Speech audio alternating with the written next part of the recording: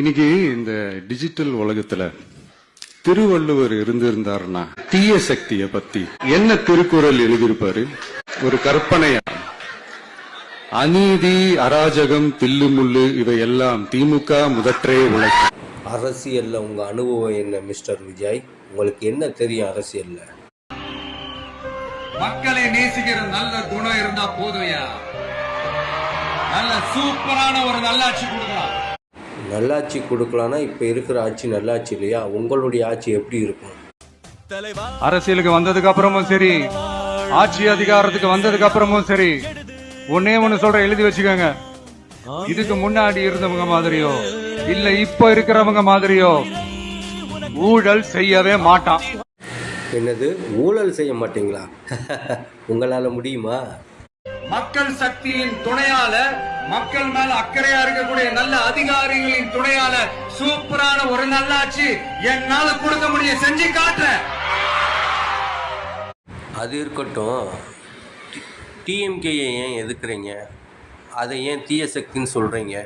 காரணம் சொல்லுங்க பாப்போம். இந்த 4.5 வருஷத்துல பெண்களுக்கு நடந்த கொடுமை எத்தனையோ இருக்கு. தான் நண்பனை சந்திக்க போன பொது முக்கிய இடம் விமான நிலையத்துல பெண்களுக்கு பாலியல் தொந்தரவு கொடுக்கறாங்க. படிக்கிற வளாகம் அண்ணா பல்கலைக்கழகம் மாணவிக்கு பாலியல் தொந்தரவு கொடுக்கறாங்க. நந்தனம்ல கேன்டீன்ல வேலை பார்க்கிற பொண்ணுக்கு கேன்டீன்குள்ளேயே பாலியல் வன்கொடுமை பண்றாங்க.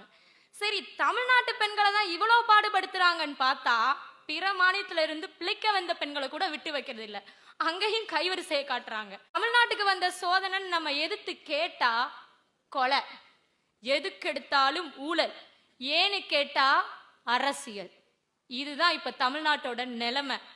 விஜய் ப்ரோ, முதல்ல நீங்க உங்க வீட்டுல இருந்து வெளியே வாங்க ப்ரோ, அப்புறம் பார்க்கலாம் உங்களுக்கு ஓட்டு உழுகுதா இல்லையான்னு. ஏய் விஜய், வீட்டு விட்டு வெளியே வா. பொறுங்க பாஸ், வருவாங்க, முறையா வருவாங்க. ஓட்டு போடுற அன்னைக்கு ஓட்டர் ஐடிய கையில் எடுத்துக்கிட்டு ஒவ்வொரு வீட்டுல இருக்கிற ஒவ்வொரு விஜயும்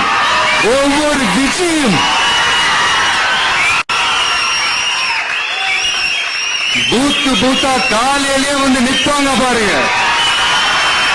அன்னைக்கு தெரியும் பாருங்க, ஏண்டா இந்த விஜய கூப்பிட்டோம். என் எல்லையை தொடவே என் அனுமதி வேணும். என்ன மீறியா என் பிள்ளைய தொட முடியும்? எப்பவும் அப்ப நான் உன் கூட இருக்கையா.